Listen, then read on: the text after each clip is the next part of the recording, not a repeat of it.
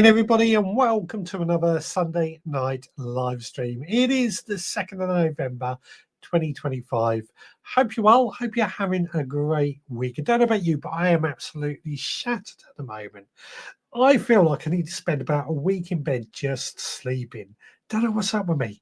But it's one of these things. I'm sure it'll pass. Anyway, excuse me. Excuse me. How are we all doing today? Hope you're well. Hope you are tickety-boo. So tonight I want to talk about what's stopping people from growing their own food. This is something that I am very, very, very passionate about. I believe everybody should be growing their own food in one form or another. I believe it's better for the environment, better for your health, better for your mental health, better understanding the where your food comes from. There's just so many positive reasons. The only downside is that it can need a bit of time and patience and space, but we'll get into that in just a moment. First of all, let's see if anybody is here. Adrian is there saying hello, Richard and all. We got Ballycillian. Hello, everyone. We've got Turbo Stream. Good evening. This is Adrian. He says, yes. I've got to look into that, haven't I? Gary is there saying good evening all. We've got Nathan, aka Allotted Chef, is there saying evening all. We've got Hargrave Gas also there saying evening all. Hope you've had a great week. I can't get used to it being dark so early. Absolutely. We've got Gary there. Good evening all. Have we got two Garys? It looks like we do. I'm wondering what's going on with this comments, this name thing. I'll have to look into that. Scott is there saying good evening all. I'm doing a bit of decorating, so if I go quiet, something's gone wrong and I'm fixing it or too painty to type. Get covered in paint. It's always good fun, isn't it? Anna Jones is there saying evening gardeners. Chili Kate is there. Hi everyone. Hello to you. Is that it? Is that everybody? I'm sure there is more. Please don't feel like you have to hide in the background. Please do feel free to come out and say what you want to say. So tonight's question that I'm asking is why or what is stopping people from growing their own food?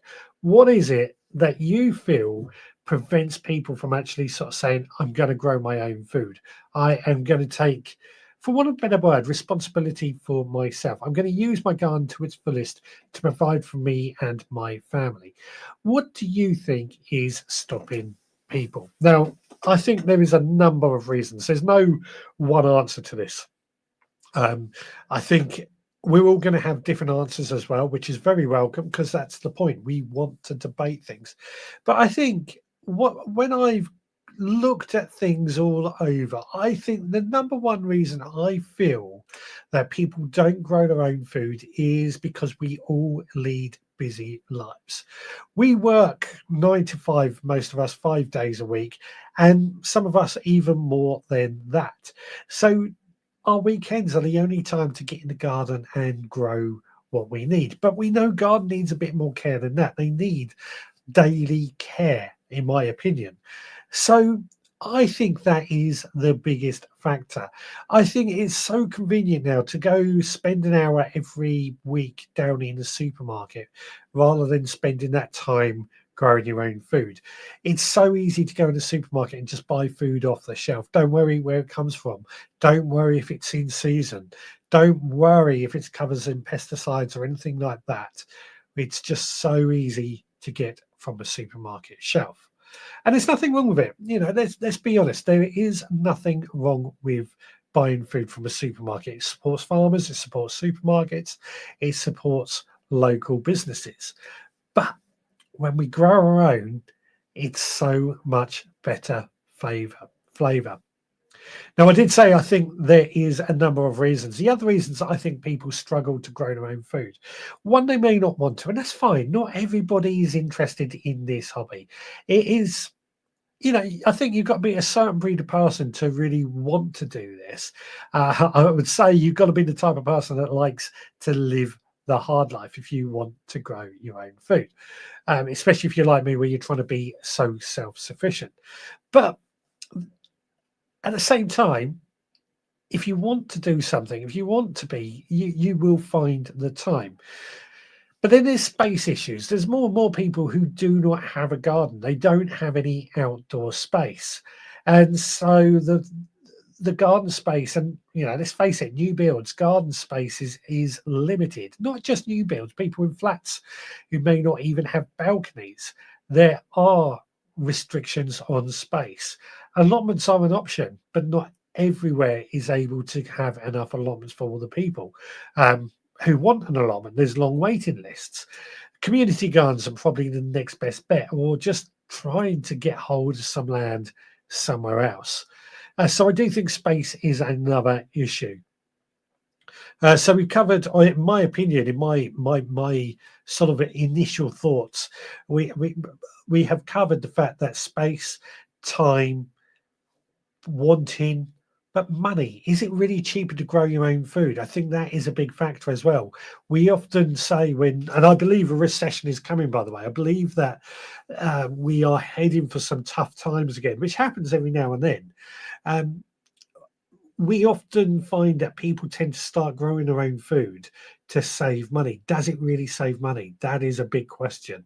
That might be a question we have to ask another time. Anyway, that's my opening monologue. I've started off with a few thoughts that I have. So I'm going to ask you, what do you think?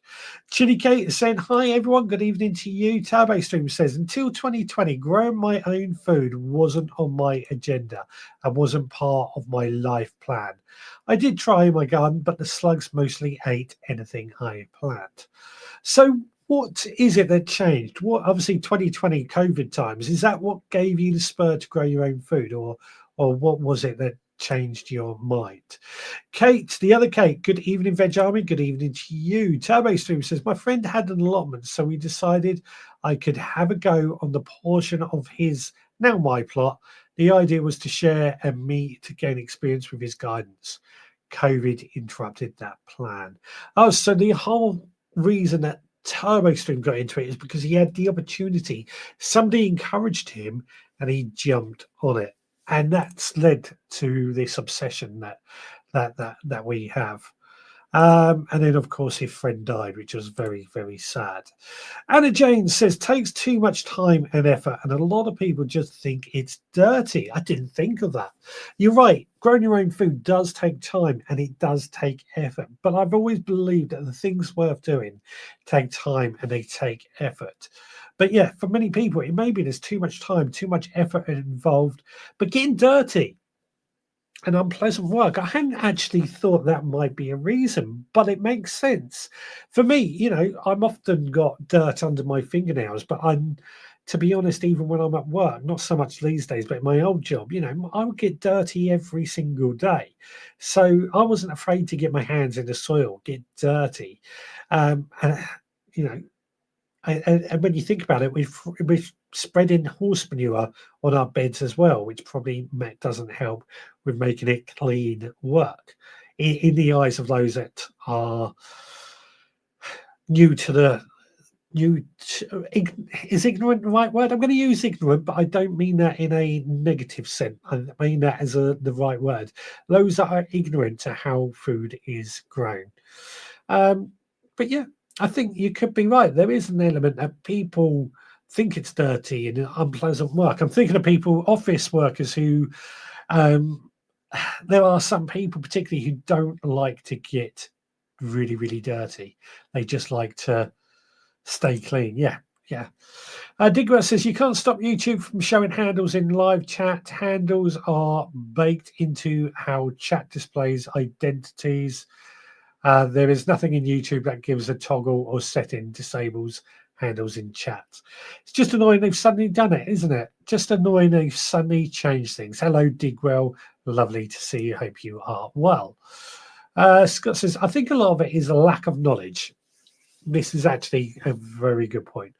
A lack of knowledge of where their food comes from. I have met people who are put off by things like pest damage or bugs and the prep of food from the garden to the table. I think you're right. I do think there is an element that people lack knowledge. In fact, that was the foundation that I built the Veg Ground podcast on. I wanted to encourage more people to grow their own food, and this was 2013, just as we were sort of leaving the last recession. And I was getting annoyed that I was seeing reports of people who were struggling to feed themselves on the news. And I cut to a shot of their garden, and the garden was just grass with a few kids' toys or something. And it was annoying for me because I always felt that if you want to grow, if you want to save money, then growing your own food is the way to do it. Or, there's nothing more important in my eyes than food. It fuels us. Good, healthy, nutritious food is what we all need. And when we're low on funds, and it happens to all of us, if we are struggling financially, we probably need good, healthy, nutritious food more than any other time, other than perhaps if you are fighting an illness. But you can grow your own food. And I've always compared growing our own food. The food that we get is farm shop quality, but you pay economy value prices. So, yeah, I do think lack of knowledge is something that comes from it. I agree.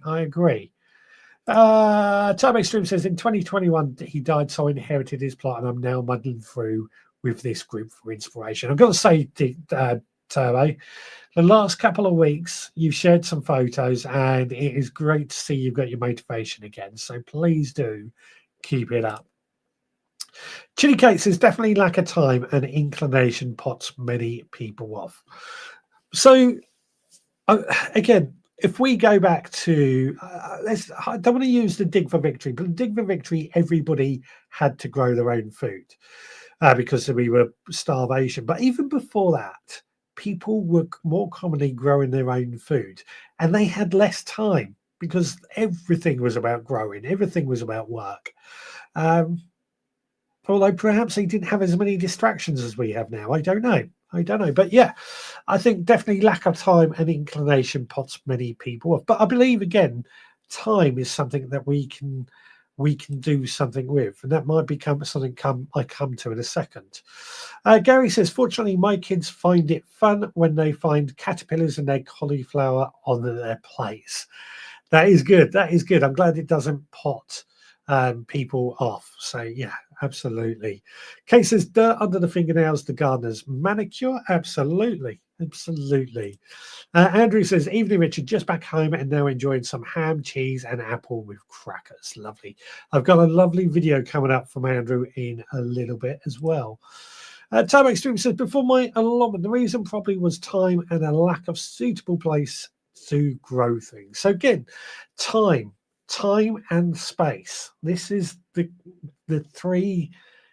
two of the three things that seem to be popping up now. You can exchange your handle, said Gary.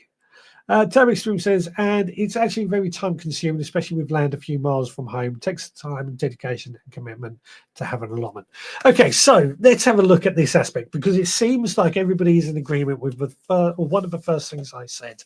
Time seems to be the biggest factor. Time is a big factor. I recognize that I spend a lot of time in my garden or on my allotment, and I would like to spend a bit more time.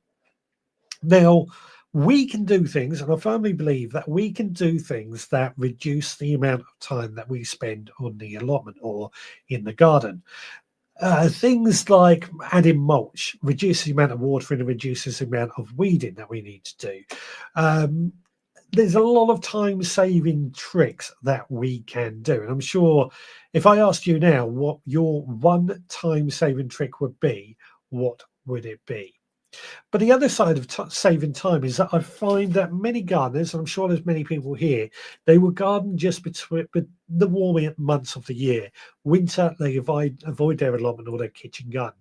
I firmly believe that's the ideal time to get in the garden, get in the allotment, and get a lot of the infrastructure jobs done, so that when spring comes around, you can hit the ground running. You can tackle a lot of the spring jobs for really strongly in the spring.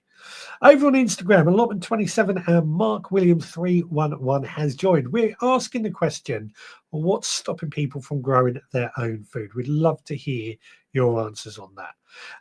The number one reason that seems to be coming in so far is lack of time.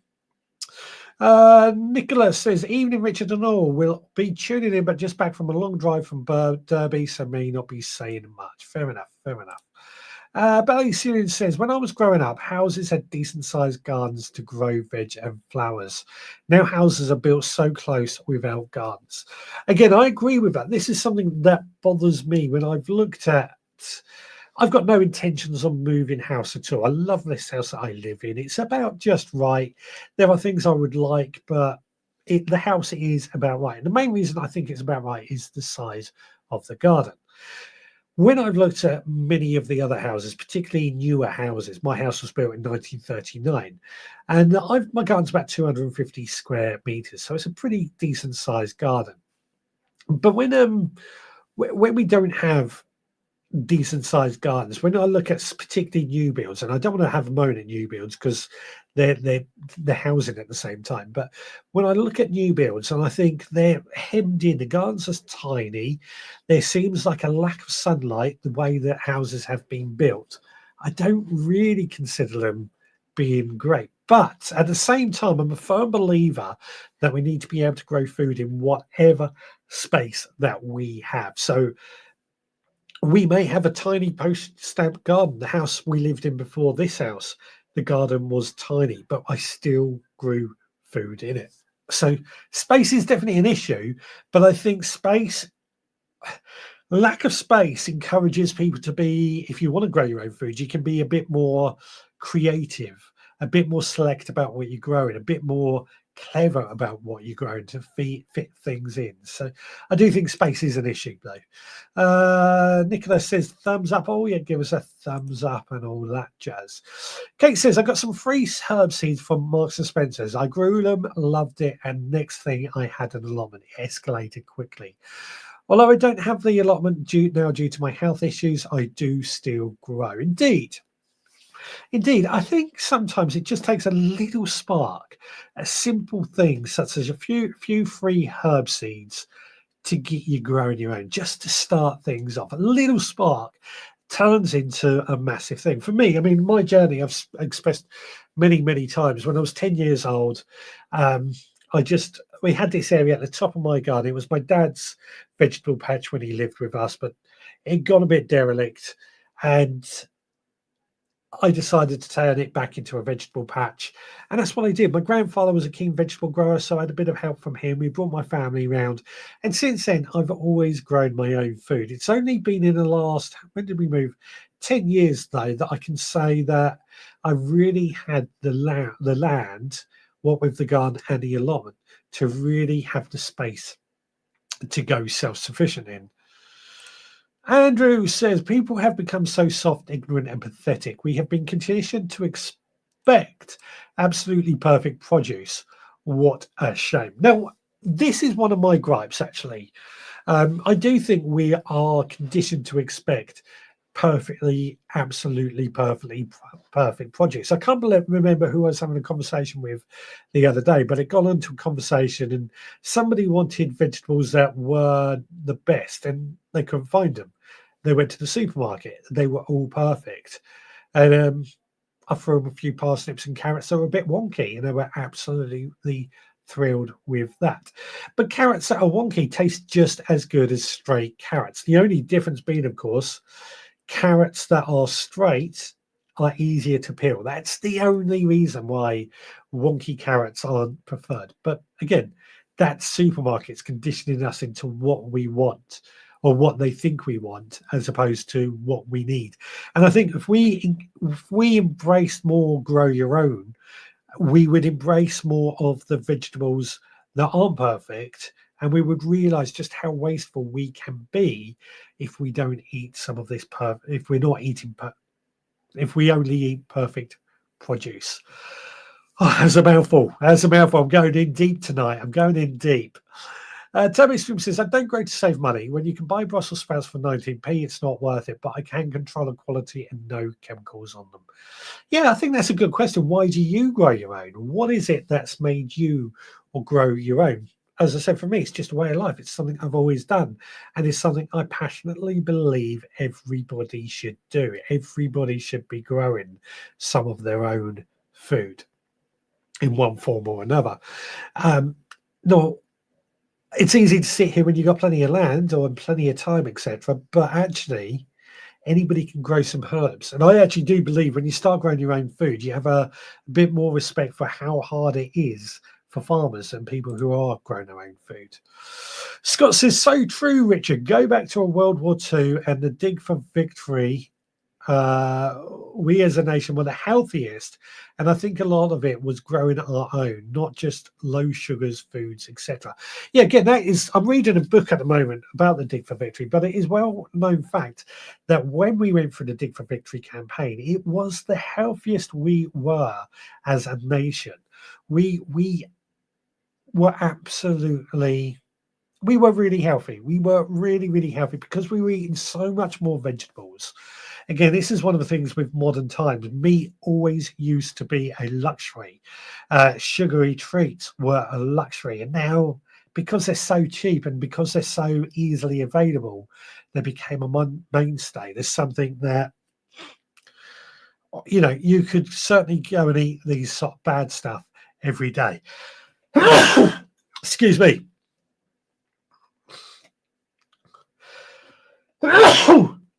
Excuse me. Digwa says cost is a big factor. Garden News did a big 10-page spread on which veggies are the most economical to grow versus shop bought top grade ones. I do think cost has something to do with it. I do think the cost of vegetables, but at the same time, people are complaining that this, and quite rightly, that the cost of supermarkets, the cost of our food is getting more and more expensive. Well, if we're growing our own, I'm not saying grow your own is free, but I think there's ways that we can make it free, or not so much free. We can save a lot of money if we grow our own things. Irrigation for watering pots. I'm not sure what may be an answer. Digwa says there were only 5 tomatoes, spuds for choices, lettuce, most herbs, and leeks/shallots. I'm talking about that article in Garden News. Idaho Garden Girls joined. Welcome along. Lovely to see you. And Tammy Stream says, on the time aspect, one reason I'm redoing my allotment is time. Plus, I have too much land as I only feed myself. See, here's the thing. I'm also going to say that if you have too much land or you feel you have too much land, you can either give some of it up and let somebody else or co-work with somebody. We've spoken earlier about how people who maybe live in flats don't have outdoor space. If you have too much land, there's no reason you can't co-work. And the other side of it, something that I kind of do as well, if I grow a lot of food, and if I have too much food, I will give it away to certain people who I feel need it just as much as I do. So, yeah, you may have too much land, but if you've got a surplus, there's no reason you can't give it away. Digwell says, back in the day, houses had to have a garden to feed a family for. That changed in the 1970s when planning rules changed to build more houses in the same space. Yeah, that's what we were talking about earlier. I might have to skip through a few of his comments because I'm getting behind. Chili Cat says, I've always grown the odd thing, but it's only since we've been in this house 11 years, and a neighbour put out their excesses each year, and that's what got me trying a few different things. So it started off with a space issue, and then again, once again, you realise that you could grow your own food because of what you saw somebody else doing. You took inspiration from somebody else. Again, that's a good enough reason. Idaho, answering the question, having space, having irrigation. One thing, some new homes here have no outdoor faucet, and the yard is smothered in black plastic with gravel on top. They are advertised as low maintenance yard. So again, this is what I was trying to get to. Low maintenance for saving times is certainly things that we could do. I'm a big fan of mulching. I've mentioned that. That for me is one of the biggest time savers. But irrigation, again, I don't think that's something we really find as so much as a problem here in the UK because it is so, or we have plenty of rain. I know we've had a very dry year this year, but generally speaking, we have plenty of rain that we can fill up water butts to save. But obviously in warmer climates such as Idaho, that may not be the case. You know, I never know. I'm always conscious that my experience is always different from other people's. What have we got? What have we got? Graham Arnold has joined. Evening all, evening everyone. Hope you are well. Been away the last few weeks. Hope you are well. Lovely to see you. Belly Cillian says, I enjoy my car, but never consider how much it costs me. Same as an allotment. If I enjoy it, cost doesn't come into it. Life's short, no pockets in a shroud. I agree with that. I do agree with that. You're only on this planet for a very short time. And that short time is we've got to do what we enjoy. We've got to make the most of our time on this planet. So again, I don't disagree. The allotment or growing our own for me isn't necessarily all about food. That's the main reason, but it's also because I enjoy doing it. Who was this? Digwell says, so we are better off as near vegetarians. So were we better off as near vegetarians during the Dig for Victory scene, seeing as meat was rationed? I don't know. I don't know. I do wonder if we were better off because was it because food was rationed? Was it because meat wasn't a staple? As humans, I know we are designed to eat meat, but I think when we hunted, we probably only ate meat maybe once or twice a week. Most of our diet probably came from fruit and vegetables, going back to our sort of caveman era. But I don't. So were we better off? I think we were. I think we were. Tabby Stream says, so I guess my friend was my inspiration to grow my own food, plus the people in the allotment were lovely, with the exception of the dog owner. What's happening with the dog owner, actually? Any update? Kate says, I could buy it cheaper and the effort it takes with my fibromyalgia makes it hard. But you know what? Pulling the wonky carrots out that I grow, even if it was hard, that moment was worth it. Again, I don't disagree. Idaho says, I do think that if you have friends who are gardening, then it sparks curiosity, likely to try it. Then groups of gardeners develop friendships and camaraderie. I agree. And I think this is one of the reasons I love doing this show is because we do get the chance to talk about our gardening on a weekly basis with like-minded people. I don't have many friends who really are in the same category of growing their own food as I am. I've got a few, but I wouldn't. They may mainly grow tomatoes or cucumbers in the summer. They're not like me, who wants to grow everything and anything all year round. So sometimes just having a chat with you guys really does help with me as well. It makes me. I think, as I've said before, we're part of a group in this lot. We come every Sunday. Everybody is welcome. Everybody is welcome, and everybody has the right to express their opinion, and there's no right or wrong things. So, yeah. Toby Stream says, I'm letting my plot neighbour Liz have a section of my plot next year, so that's sort of sharing. There you go. Digwell, water butts. Not every house has the ability to collect water. I don't. Well, so here's the thing. If you've got a house, you probably have a roof. If you have a roof, you have gutters. So there's a good chance that your gutters will run down and you can collect water. This is something that I'm very passionate about. I do think it is crazy that we waste so much water in this country.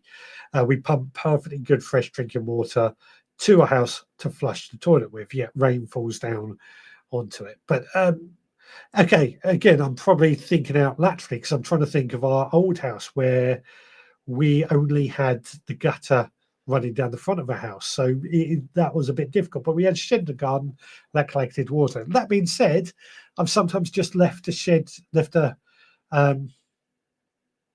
water butt with the top off, and it still collects a lot of water over winter. My roof drains into another gutter. Yeah, I just suddenly thought of that as I was talking about it. So yeah. And sugar was also rationed. We called it white and deadly. Yes. Sugar was rationed during the Dig for Victory campaign, but that's why people would grow sugar beet as well.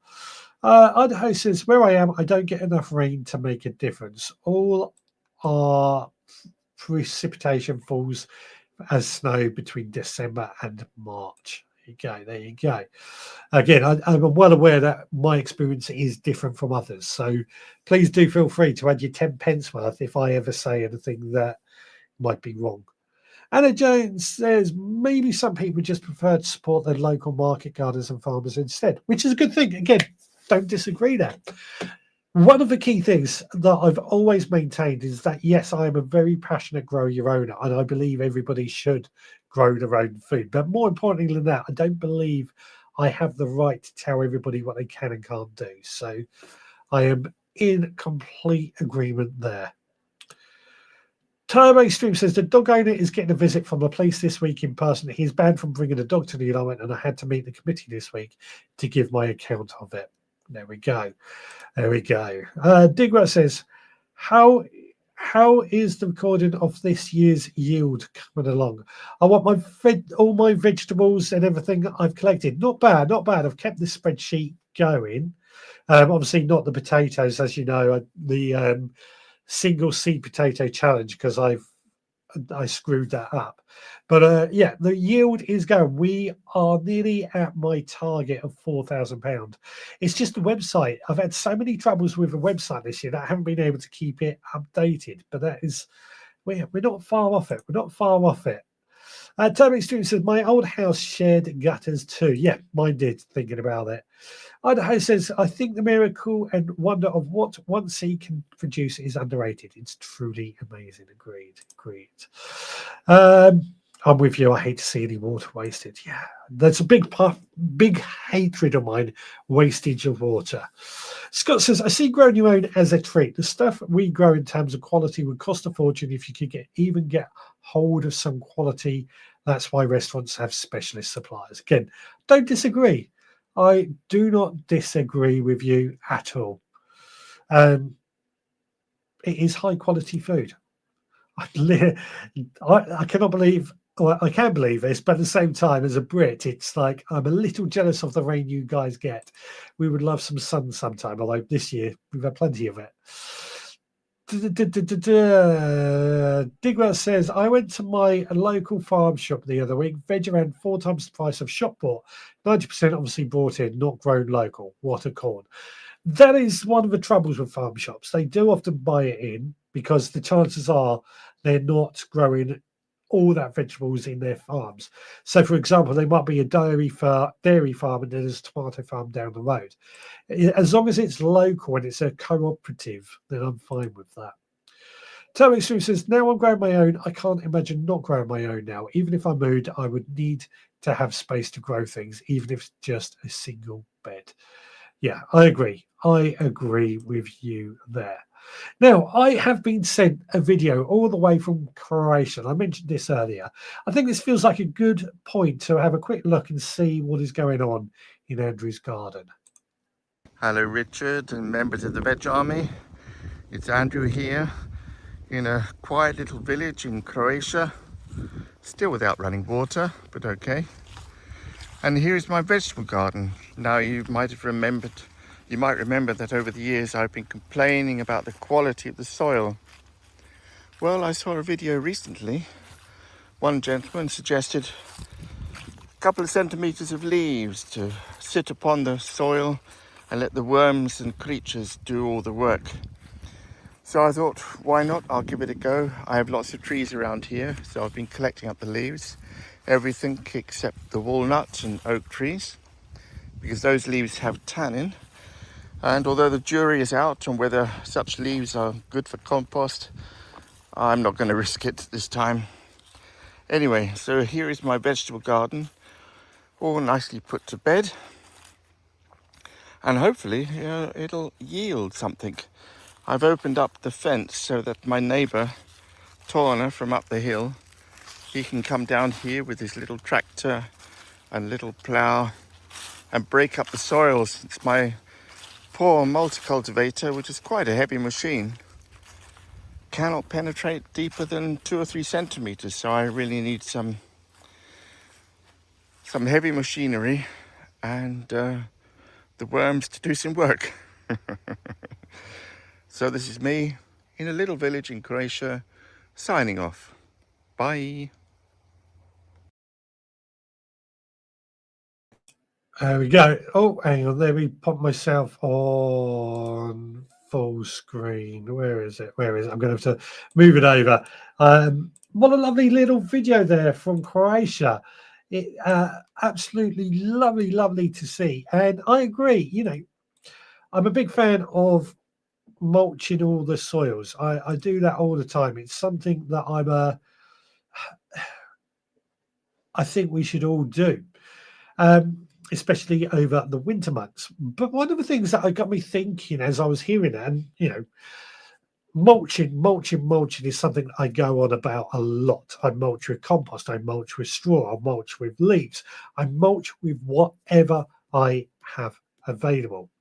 But as I was watching that video from the lovely Andrew there, thank you very much, Andrew, by the way, one of the things that got me thinking was, do we make it sound complicated when we talk about how we grow our own food? Do we make it complicated for a newbie to get their heads around? And what I mean by that is that we talk about poor soil. I'm a firm believer that to grow good veg, we need good soil. We need to look after the soil. We need to add nutrients. We need to add organic matter. But straight away, to a newbie, that sounds like one, a lot of work, and two, very complicated. So I've recently I have been trying to make it simple. I've been trying to make it all very simple, which is why I talk about I just use a mulch, straw or compost laid on top, let it do the work. Green manures, let it do the work. Do we make gardening a bit too complicated, or growing our own food a bit too complicated to the newbie? I'm going to throw that question out to you. Do you think we can sometimes make gardening complicated to people who might just be starting? Digwell says, back in the day, we only bought what was in season. Yeah, I remember we couldn't get tomatoes all year round, and now it seems tomatoes are here all year round. I like tomatoes, don't get me wrong. And I make my own chopped tomatoes for use in curries and things. But do I expect to be able to go down to a supermarket, or do I expect to be able to go out in my garden and get it all year round? No.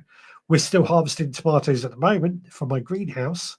So maybe we probably go January, February, March, April, we might be able to get some very early tomatoes if we're lucky. Walnut kills competition, talking about the leaves there. And Turbo Stream says, my soil is much improved for leaves. Yeah, definitely. So, and Andrew says, I'm very pleased to hear that.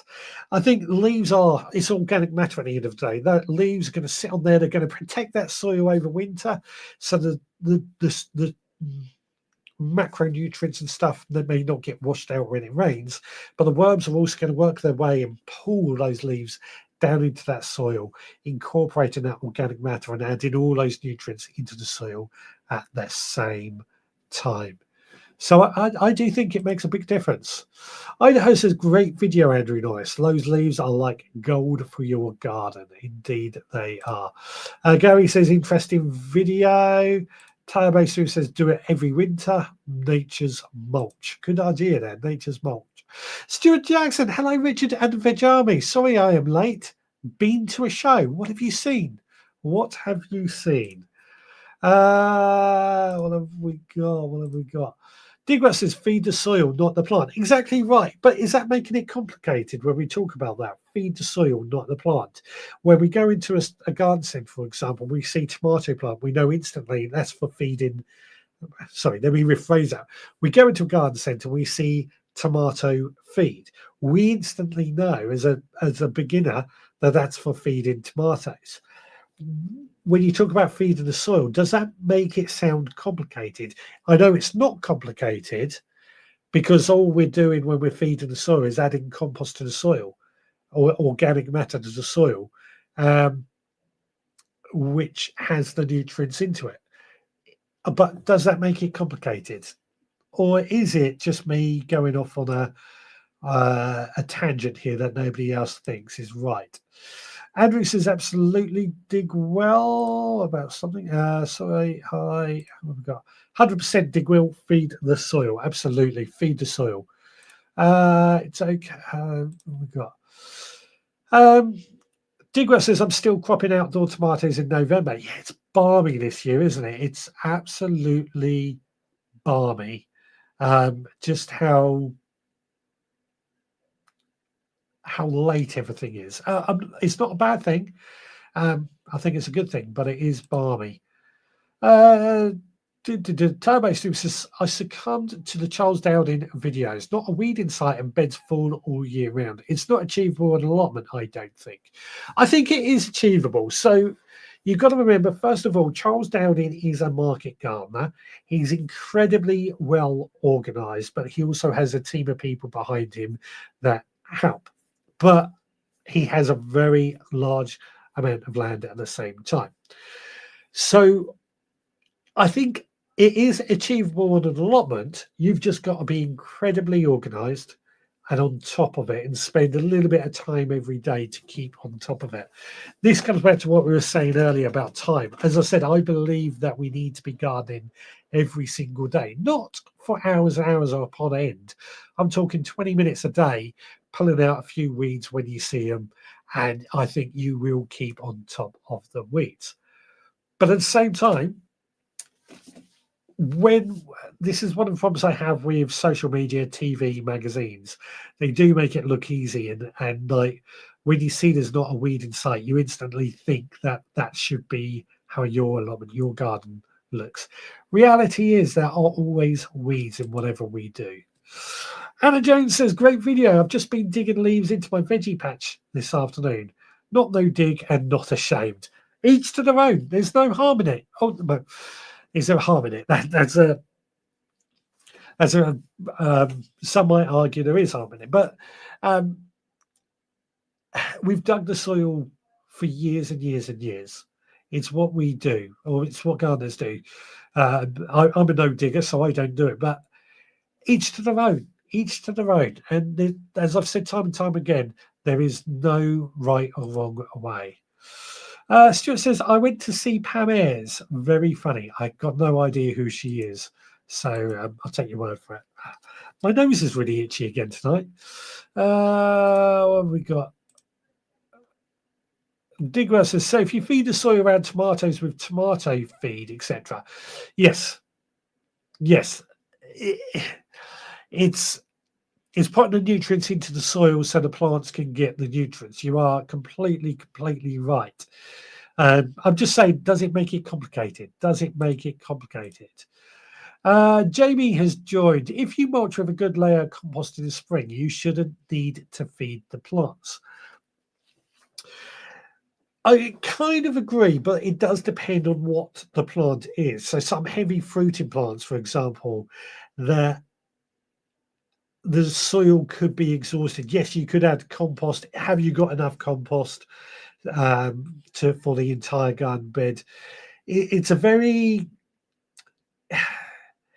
easy. The bottom line is, I think we overfeed many of our plants, and a lot of it we can tell whether a plant needs feeding just by looking at the plants. So tomato feed high in potash, for example, and potash encourages flowers and fruits. And if we've got a heavy cropping plant, that's going to use up more potash, more potassium from the soil. So if you want it growing for a longer period, you may need to add more.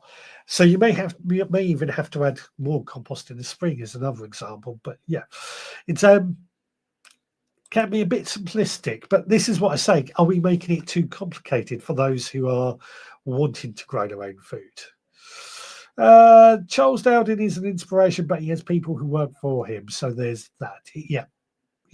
He doesn't hide that either. So, the same as Monty, he has gardeners behind him helping him. So it's not like he's managing the whole, I don't know how many acres on his own. And there's no shame in that. No shame in that. Scott says, I try to eat seasonally and my menus are mostly, for those that don't know, Scott is a chef. If you only eat asparagus for them few weeks, that when they are their best, it's ready to eat. It's a real treat and so much better. Again, asparagus is a great example because asparagus in the UK only has a very short window, 6 to 8 weeks, around May, June time. But it is the best asparagus when you eat it fresh. There are ways that you can buy asparagus out of season and it's just bland. It doesn't taste of anything. But eating when it is in season is so important. Third year on the trot with outdoor tomatoes and chili, says Digwell. It is getting crazy just how balmy the seasons are. I mean, my tomatoes, my chilies are still outside, still doing well. We haven't had frost yet, but frost for me doesn't generally come until December. But we've got to keep an eye on it. Got to keep an eye on it. Turbo says, plus videos, 9 seeds to sow in November type videos, comparing my plot to theirs, etc. Putting pressure on myself to have a full allotment. Right. So this is one of the things that I do worry about. Your allotment is your allotment. You have to grow what you are happy with growing. The same as my garden, my allotment. I have to grow what I am happy. It's not a competition against your neighbours or what you see on social media or anything else. It's what makes you happy. And that has got to come first. I was going to go into a rant there. And I was going to say that when people, there's a lot of smoke and mirrors that goes on with certain outlets, social media, TV, magazines, etc. You only see what they want you to see. If they showed you all the bad bits, I'm always very open about the bad bits, but I do feel a bit of embarrassment because of it at the same time. But at the same time, people need to see it. People do need to see the bad bits. So easily achievable with only a small annual weeds to lift. What? Yeah, Digwell's confused me with that, but he's also what on the trot mean? A new phrase for me. I'll let Digwell explain that because he's probably going to do it better. I'm not slating to see that he's a superb guy. No, we know. I think the trouble is when you compare yourself. When you compare yourself to professional gardeners, you are going to feel. Is inadequate the right word? I'm going to use inadequate, but it's not a competition at the end of the day. It's what makes you happy. Jamie says, hoeing every week while the weeds are tiny will keep them at bay. I would actually argue every time you go to the allotment, get the hoe out. Every time you are there, hoe. There's a saying that if you hoe when you don't see a weed, you will never see a weed. Even if there's nothing in that bed, hoe. Unless, of course, like I'm growing green manures over winter. I don't want to hoe those green manures. But I do remove, I tend to do a lot of my weed removal by hand. Turbo Stream says, I'm hoping these new beds will enable me to do just that. What have we got? And Stuart says, after listening to your podcast, I've filled 3 bags with oak leaves. Hopefully that will make good compost. Pam Ayres is a poet. Okay, never heard of her. But yeah, please, leaf mold, very, very important. So again, I'm going to throw that initial question out to everybody. What is stopping people from growing their own food? Do we feel we've got a definitive answer, or is it what I said at the beginning of this discussion, that there's a multitude of reasons? Digwell says, no dig is only a concept. It's easily adopted for our own needs. Try planting a rhubarb in a no-dig fashion. Yeah. Idaho, what's that? On the plot. Was that meant to be on the plot? On the trot. Hopefully he's going to explain it because I'm going to struggle. Digwell says, if the mulch is nitrogen rich, it may be no good for alliums and tomatoes. Yeah. Over on Instagram, Jenny Wren in the Garden has joined, aka Jenny from the block. Tammy Street says, I think what I'm trying to say is we all do it our way. It's not to be influenced too much. Yeah, this is something I'm very keen to say. And I wonder if this is a block that stops people from growing their own food who want to, but they're worried that they're not going to be able to live up to the standards. But is there standards? Do we have standards? I don't think we do have standards. Okay, an allotment, you're meant to have a certain degree of tidiness and looking after the allotment. But is there a standard? Is there a standard? I don't think there is. At the end of the day, when we grow our own food, we want that end result. We want to have food that we can eat, and that's all we are really interested in. Kevin ADR 53 has joined, aka Mr. Hall. Hope you are well, my friend. Lovely to see you. That was on Instagram, by the way. Digwell says, in other words, many spout a load of crap. Yeah, I won't be that rude. I just think there's a lot of smoke and mirrors, and people only show what they want you to see to a certain extent, because at the end of the day, it's good for TV, good for video, good for photos, etc., etc.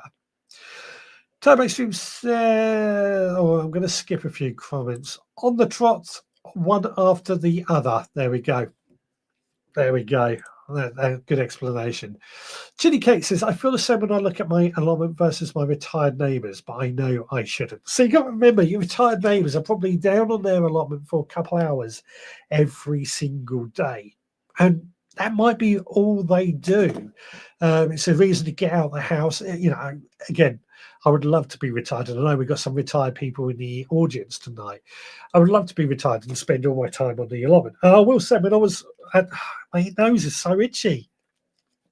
When I was furloughed during 2020, I spent most of my day gardening. It was great. And I have to say, my allotment, my garden, never always looked its best at that time. It's never looked quite as good. But that's because it was time. I was able to spend the time. Now I'm back at work. Excuse me. I mean, I say that because I've been working since COVID, of course. But when we're working, was it 9 hours a day, we don't have the opportunity to spend as much time on the allotment. I still try and make the time. It's difficult at the moment because it's not light, but I still try and spend 20 minutes every day on the allotment or in the garden. Kevin says, hi, yes, not bad. Thanks. Lovely to see you, Kevin. We're talking. Kevin, the question I'm asking is, what is stopping people from growing their own food? We've got crap. If you hoe when there is no weed, you raise new weed seeds up to germinate. But yeah, but the idea here is those weed seeds are not gonna germinate because you're hoeing it every day. So as soon as they germinate, you're hoeing it, and they're just not going to get established. They're going to be disturbed as they're starting to sprout into life. But that's the saying anyway. That is the saying. If you hoe when you don't see a weed, you will never see a weed. It's not no dig, it's minimal dig. I think that's a fair assessment, actually. Minimal dig is probably a better description. But again, this falls into that trap of where I've said, have we made gardening too complicated? Have we used acronyms? And I say that because the acronym I use for my style is SNAP gardening: simple, natural, and productive. But does that make it complicated? Gary says, I have so many weeds currently, I was lifting them today like turf. Yeah. Kevin on Instagram says, lack of gardens, lack of space basically, but you can use tubs, containers for veggies. Indeed. But you still need space for the containers. So it's not an easy answer at the same time. Jenny says, hello, I'm here too. Sorry I'm late, everyone. I was driving home. Not a problem. Toby Stream says, actually, I'm thinking of taking a year off growing next year, just keeping my plot tidy. My home garden is in serious need of attention. Now, actually, this is one of the things that have been bothering me a bit lately, because I spent a bit of attention on the allotment. The kitchen garden suffers. I spent a bit of attention on the kitchen garden. The allotment suffers. This is why I'm trying to not spread myself so thin and make everything easy maintenance so that I can spend time on everything. If everything's easy maintenance, then I'm on to a winner. Somebody's messaging me a lot. Is it anything? Oh, it's right. Nothing to worry about. One reason is that time. When I grew up, the only one parent worked and shops weren't open on a Sunday. So it's time, I think. I do think time has a big factor. I do think time is a big factor into why people don't grow their own food. But it's not the only factor. It's not the only factor. I just think that if we have more time, we spend more time on the allotment. Again, there's another saying, isn't it, that if you want something done, ask a busy person because it will get done quick. Andrew says, what is the opinion of oak leaves for compost? I understand that these leaves contain tannin and were not so good for compost. I add oak leaves, I add any leaves. I just don't go for large quantities of the same. But the tannin can be a problem. But oak leaves will take a couple of years if you're making leaf mold to rot down anyway. But I mix mine with everything that I can get hold of. It's organic matter at the end of the day. Organic matter. There is an element that tannin, or is it walnut trees, walnut leaves? Their leaves have got this chemical that stops other seeds from germinating. A bit like coffee, caffeine. That's also a seed inhibitor at the same time. Dog seeds are viable for 80 years. Each time you hoe, new old ones resurface. That is true, but again, if you hoe in every single day, if they start to germinate, you're going to slice through those roots, slice through, and they're just going to lose their energy and not germinate. This is why the hoe is meant to be the gardener's best friend. Gary says, is there a standard? Allotment rules there maintain our minimum standard. My allotment neighbour has been kicked off. Anything else is up to us, I guess. This is what the point I want to make is that when we grow our own, it is about how we have our own standards. There is no right or wrong way. I mean, that's debatable, but there is no right or wrong way. Don't compare yourself to others. It's not a competition. It's how we can get there. It's a marathon, not a sprint. That's it. That's it. Intelligent Horticultural Soul has joined. I had an email from you the other day. I haven't replied to yet. I've got so many emails I need to reply to. So apologies. I will get back in touch. Andrew says, Palmares is a dreadful poet. Predictable rhymes to please. Just his opinion. I don't know. No opinion on that. So Stuart enjoyed it. That's what matters. Turbo Sim says, I might restrict myself to a few beetroot, parsnips and stuff like that can look after themselves to give time and space to sort my garden out. Yeah, it's whatever works for you. Whatever works for you. Oh, sorry, I've just missed this question from Kevin as well. Kevin says, we have a netted tunnel out of allotment, but find it difficult to get anything to grow in it. Any suggestions, please? What is this a netted polytunnel? And Kevin, are we talking like a netted polytunnel, or are we talking a cloche type thing, a netted hoop tunnel, a small thing?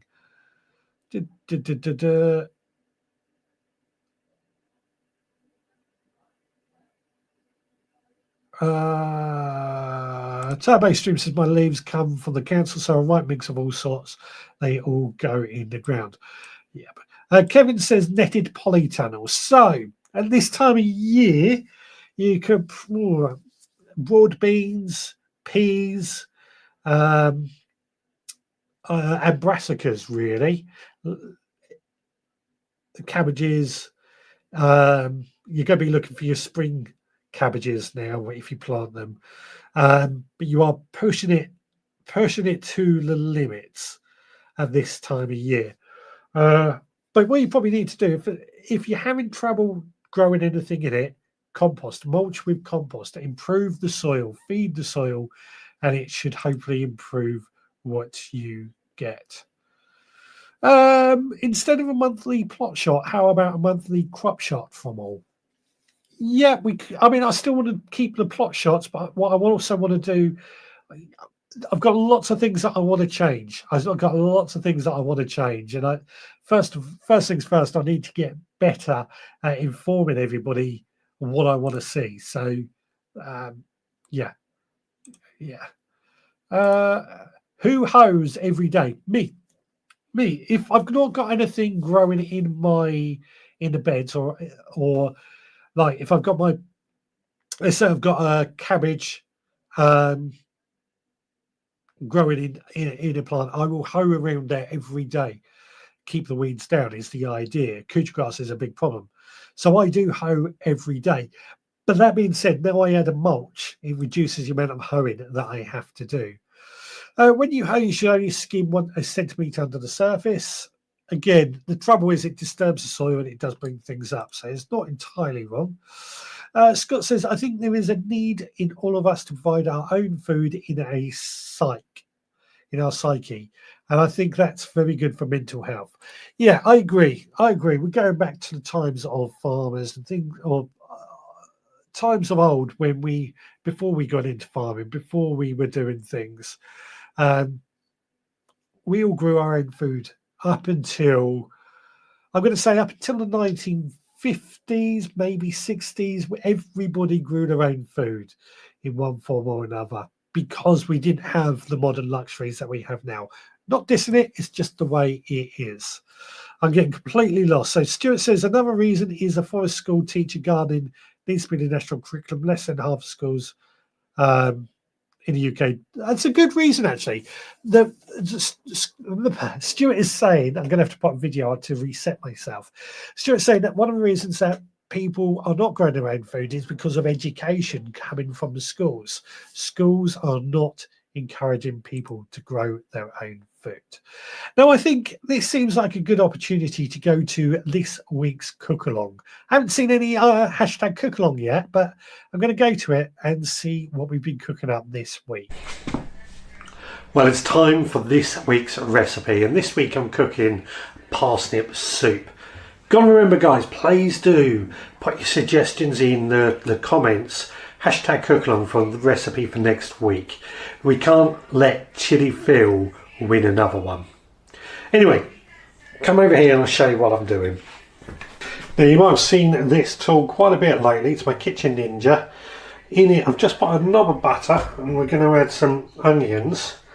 Now, I'm going to cook everything inside this Kitchen Ninja today because it saves on washing up and everything. And we'll turn it on. That's Roxy in the background again.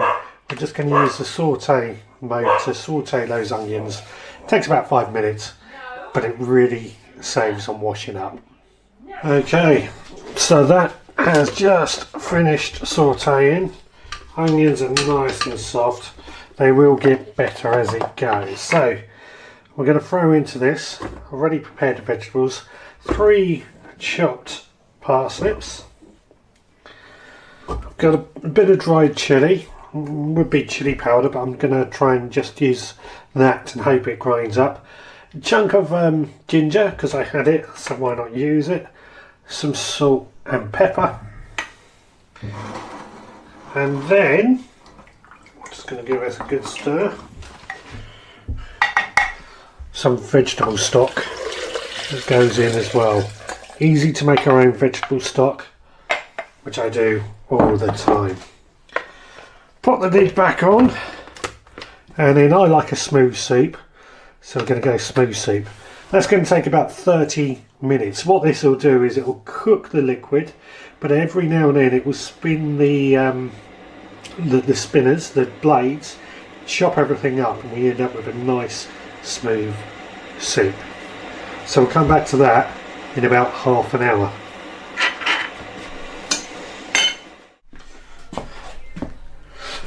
Well, in the blink of an eye for you anyway, that is now cooked. All we're going to do, just add a bit of creme fraiche or double cream, whatever you prefer. I use creme fraiche because I don't know. I'll just add that into there. Pop the lid back on, and we're just going to pulse it just to mix it all up, and now that is ready for serving. Now ultimately we want to find out what it tastes like, so join me back in the studio where we will find just how good it is and how to score it out of 10. But added to that, if you've got a recipe suggestion, hashtag cook along, don't forget. Back to the studio. Well, here we go. This is what it looks like, this parsnip soup, but what does it taste like? That is the question. Oh, wow. That is really, really nice. Nice and creamy. Oh, wow. That I'm going to give that 10 out of 10. Absolutely delicious. I can't fault it. I cannot fault it at all. Really easy to make. I don't make many soups anymore, but I do like soups. I do like soups. 10 out of 10 for parsnip soup. What have we got? Turbo Stream says, my Brussels sprouts I harvested this week. There was a small snail-like creature moved like a caterpillar. I've never seen that before. Wondered what it was. I suspect it was probably a slug, but just call it moving in a weird way. But I could be wrong. I don't know to be certain. But that should have been a slug-like creature. Probably was a slug then. Absolutely. Andrew says Stuart is absolutely right. Most children these days have no idea where their food comes from. I don't disagree with that. Don't disagree with that. I do think children need to know where their food comes from, and I think we need to know. I think they need to realise how much hard work, but not just children, adults as well, how hard it is to grow their own food successfully as well. Because I think it gives you a bit more of an appreciation when you sit down to that food, how much work has gone into producing that food. I think that is a good point. Jenny says hashtag cook along bonfire chili stew. Good. Put the camera on manual focus. Yeah, it's got this weird feature that I keep meaning to turn off. Product showcase. So whenever I move anything in front of the camera, it shows up. But yeah, I got to keep meaning to turn that off. Somebody remind me to turn off product showcase. I'll know what it is. Terry Swoop says, I'm not going to give grass paths so the weeds can do battle with the strimmer. Yeah. What have we got? Stuart says, knowledge is another reason for people not to garden. Also, do allotments have open days to bring more people to a gardening community? No, but this is something I am arguing for. I think we have gardening scheme open days. The allotments should be open a bit more as well. We need it. We need it. We really do need to bring more attention to the work that we do. I have to admit, at our local fair, our guy from the allotments, the guy from the council in charge of the allotments, was there with his stand trying to express a few things. I had a lovely chat with him, actually. You're doing great. Gary says, my kids' school just got rid of their specialist forest school teacher and a class teacher is doing it instead. Kids say it's not the same. They seem to grow things as part of science class day. On that note, Kevin says Skinny Jean Gardener is doing a brilliant job promoting gardening schools. Absolutely. Absolutely, he is. He's not called Skinny Jean Gardener now, though. He's called the gardening school, the school gardening coach. It's a change of a name. Andrew says, bravo, Richard. This is one soup to try at home. It is nice. It is absolutely nice. Jamie says, you can't blame the kids. It's the parents' fault. I don't think it's about passing blame. I don't think blaming the parents is necessarily fair because, as we've said, parents are working long hours, 6 days a week in some cases, just to put food on the table. It's hard work. Back in the old days when only one person did have to work, it was, I want to say, easier, but that's not quite fair. But it's not about passing blame. It's about encouraging the outcome that we want. Digwell says, all homemade soups are 10 out of 10. If they are 8 out of 10, just add whatever is needed to the saved batch. Yes, absolutely. It can't go wrong with soup, can you? Soup looked great and great suggestion, Jenny. Absolutely. Andrew says Clarkson Farm should be obligatory watching, if only to know how hard it is to be a farmer. Yeah, I mean, again, I want it to be. I want people to realise how hard it is to grow food, or how we. I mean, again, I'm putting that in the negative, aren't I? If I'm saying how hard it is to grow food, when I want it to be easy for people to grow food, I believe it is actually easy for people to grow food. It's just a case of growing what's right. Scott says, I like the use of creme fraiche. Easy to forget the need of acidity in food, and it adds that. They're getting into food science there. I don't know enough about food science. I'll just take note of that. Hashtag cook along says Stuart cooks something with pak choi. Oh, you never know. We've got to. Don't forget the mission as well, because as I said, we can't let Chili Phil win another one. We got his mission coming up as well. 40 years ago, says Turbo Stream, the boys did wood and metalwork, the girls did cooking. I've never seen any child in Birmingham learn gardening at school. I know one bloke who did, actually, but that's because he was in trouble. Yeah. But anyway, different thing, different subject there. Chili Kate says, one of the things that we try to do as at a community garden is educate, but we don't get people turning up to events. Yeah, so I think education is one thing, but I think more importantly, educating people to grow their own food is probably an easy part. The harder thing is to inspire them, to make them want to give it a go. One of the things that I've always found that I've had people take the mick out of me for growing my own food. But what I've always turned it around is, typical laddie culture. It happens, whether you want to admit it or not. But blokes take the mick out of each other. It's part of what we do. But I turned around and I said, well, I bet you I can grow the hottest chili than you could ever grow. And I turned it into something, and I got a few people growing their own chilies, and it became something. It's more about the inspiration than the education. The education, I mean, we live in a world where we can educate ourselves very, very easily. We've got access to libraries, the internet, and things like that. Education. I'm not saying that to educate people is easy, of course, but the education side, it's there. It's the inspiration side. It's making people want to give it a try that I think the events need to do more of. Digwit says, new estate near me, council has allocated 100 allotment spaces. My grandkid's mum is sat with fingers crossed to get one. Fingers crossed for them as well. Tabo Stream says his seems a 0 out of 10. Jamie says, so hard not to be able to tell the kids where the carrots come from. Come on.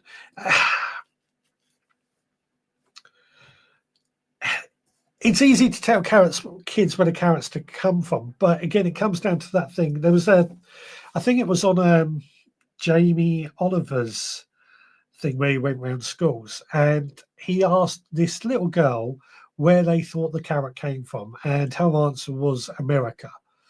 That's probably a very extreme example, but if kids can see carrots growing, they can probably think, oh, it comes from the ground. That I think is the bit that's missing. Andrew says, I meant to add that although it's hard work, the rewards are so worth it. Absolutely. Absolutely. This is why I want more people to grow their own food. Health benefits, there's lots of good reasons of why we need to grow their own food. The hard work, the tears, blood, sweat and tears that goes into it make it worthwhile. And I'm a firm believer that when we grow our own, the carrots always taste so much better. Now, Turbo Stream says carrots come from Aldi. I thought everyone knew that. That's the kind of point, isn't it? That's where we get this. That's where we get this. That's the kind of knowledge that does happen. Chili Cake says, I don't think that many of this generation of parents know. It surprises me the lack of awareness by our friends sometimes. I kind of agree. And it seems like there is a generational thing. And I'm going to throw my generation in that because I think, well, I probably am that generation of parents. We grew up, we really didn't have very many people growing their own food. We did have a bit of a gardening club at school, but it wasn't really interesting. I lived somewhere quite rural, so I had a bit of an advantage, but food was growing all around us. So, yeah, it's a lack of awareness. And I'm always careful because I absolutely hate it when we knock anybody for not knowing anything. I'm a firm believer that there's no such thing as a stupid question. The only stupid question is a question that doesn't get asked. And if anybody does ask a question, I always ask that we treat it with respect, even if we think it's a simple, easy to know question. If that person doesn't know the answer, they're trying to educate themselves by asking. So, yeah, I do think there's an element that perhaps the education, the times, I don't know. Anyone can teach, but the best reach. I like that. Digwell says, grow spuds, SSPC 2025 results video up now. 275 kilograms from 38 seed spuds. Indeed, I'm not amongst that. I did take part, but I left my potatoes somewhere. They got a bit too hot, but I will be doing it again next year. I'm really going to try again next year. Scott says, I use soup as a test when I interview for chefs. So many times they go overkill. It's a parsnip soup. I want to taste the parsnips. The good ones show restraint, if that makes sense. Absolutely. Andrew is right in saying it's most satisfying to bring home a crop you grew from seed. I cooked some beetroot this afternoon from my allotment. Yeah, I love it. I love it when we do bring food back from the allotment or from the garden, and we sit down and we have a meal, and everything on that plate is cooked from scratch. Anyway, it is time now for this week's mission. Now, it's up to you guys to let me know if you think I've passed or failed this. Don't forget hashtag mission in the chat. So this week's mission was to make fire cider, which is what you will find here. Now, fire cider is something I've only recently discovered. It's been over social media a lot, but it's basically a healthy tonic that we can make at home. This will take about 4 weeks to marinate, but once it's marinated, we just take a little teaspoon every day, and it's meant to help us out. But how do we make it? That is the question. As I was prepping all the ingredients for fire cider, I realised that all these ingredients have their own unique health properties, but it's incredibly easy to make this fire cider. It seems to be very popular. We just take a nice clean sterilised jar and we're going to throw all these ingredients in. Firstly goes some chopped onions. Now, onions do have some certain health properties. I can't remember what they are, but I know they're good. We've also thrown in some cloves of garlic, homegrown of course, again, known health properties. Some chilies, probably should have chopped these up, but I decided to put them in whole. And then I've added in some sliced ginger as well, and a cinnamon stick, and a sprig of rosemary. Added to that, we then added a couple of teaspoons of honey.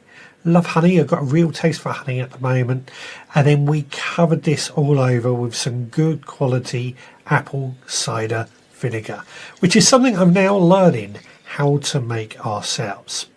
Now, this concoction just needs a bit of time to marinate. Could take up to 4 weeks, but we'll leave a lid on.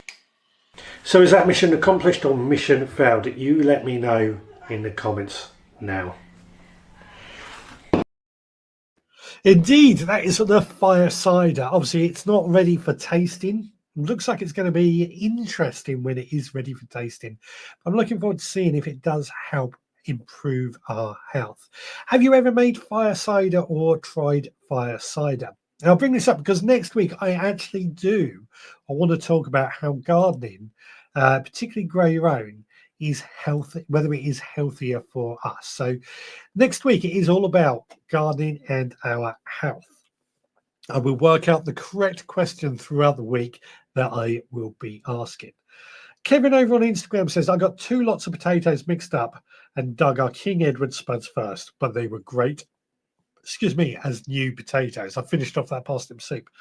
That's why I'm a big believer, of putting labels in before we plant. Less is often more, says Digwell. That thick skin. Yeah, what's going on? Digwell says, so what do you do with the fire cider? So once it's marinated, I think the idea is you take a teaspoon and drink it every day. And it's meant, I don't I don't know. It's just a recent thing that's came up on social media this year. It's all these healthy properties that are meant to be in this concoction, and then you just take a spoonful every day, and it's meant to, a bit like probiotic yogurt, it's meant to help fight away a lot of the illnesses. That's it. That's it. Andrew says, mission accomplished. Well, it would be difficult to fail. It was incredibly easy. So, been an interesting one. Turbo Soup says, I'd never heard of fire cider until last week. Still don't know what it is. Guess I will find out when you do. Yeah, I only found out, I saw a few reels on it about 2 weeks ago, literally. So this is a new thing for me, but I brought it up in conversation last week, and I think somebody set that as the mission. But as I said, there is still time. If you want to set a mission for next week, hashtag mission.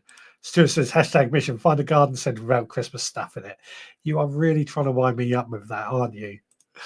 Idaho says, it's supposed to promote immunity, and if you do get sick, you take it a couple of times a day. Yeah.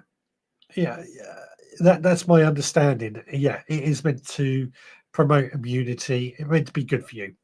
I don't know how true it is and if it will actually work, but we will find out. Okay, the latest fag. Give that one a miss then. You might be missing out. But we'll try it. Tommy Stream says, I've heard of apple cider vinegar. I have some, but it makes my reflux worse, so I gave up on it. I add it to a salad now. Yeah, again, everything that is in those ingredients, I realized as I was doing it, all has certain health benefits, or was rumored to. I'm going to carry out everything by saying I'm not a doctor, so I don't know for certain. Now, I this is the point where I normally come up with a rant, but I haven't got a rant for you this week, so we're going to skip over the rant. I'll save it for next week. I'm sure I'll come up with something next week. So instead, I want to go what has made me happy this week, particularly in the gardening world. And there's one thing that has made me really happy this week. I have made some habanero chili sauce. And I like habaneros. I like chili. Yes, these were particularly hot chilies. But I tell you what, when I was making this chili sauce, I wasn't sure what I was expecting it to turn out like. But once I sampled it, wow, smile on my face. Absolutely delicious. It made me really happy. One of the things I love is that when we take some of these foods, we turn them into something that we really like, and something that really does get us excited and what have you. So habanero chili sauce was a good thing for me. The thing I did like about it, however, is obviously after I cut the chilies, I washed my hands. Washed my hands about 3 or 4 times afterwards, and then as I was eating dinner, I touched my lips, and I could feel my lips burning. Then I touched my eyes, and then I touched other parts, and let's just say it made Amanda laugh a lot, and she needed it at the time. So rather amusing, but it's made me very happy at the same time. Idaho fire cider, because chilies and apple cider vinegar are ingredients. Yep, exactly right. And ginger's quite hot as well. Photos. Oh yeah, photos. Nearly forgot about those. We have got some photos here. I'm going to have to bring the screen over here. I'm going to get a bigger screen soon, depending on what happens. So what have we got? First of all, Nathan has harvested this a lot: chilies, tomatoes, peppers. Can't see any aubergines, but I'm sure there are aubergines as well. It looks fantastic. Steve's tomato harvest. This lot of tomatoes he's harvested this week as well. As we've said earlier, still tomatoes at this time of year. Absolutely amazing. Just goes to show you can do it when you grow your own. Also, his plot shot. As I encourage everybody each month, at the first of each month, to take a photo of their allotment, their kitchen garden, so that we've got an idea, got a record of how your allotment is changing throughout the year. This is something I'm keen to really push a bit more, and like we were talking earlier. So this is plot 26 for Digwells, and this is plot 39, his 2 allotments. I'd love to see, hopefully he's going to put together a little flips collection of throughout the year of how his allotments changed throughout the year. Chili Kate has done the same, and this is her plot in November 2025. Again, love to see this in a little reel. I have to try and collect them, go through my notes and collect them. Chili Fields chili harvest. Again, lots of chilies being harvested at this time of year, but not just chilies. There's lots of things that we can be harvesting at this time of year. And happy Halloween, as this little joker is sharing with us.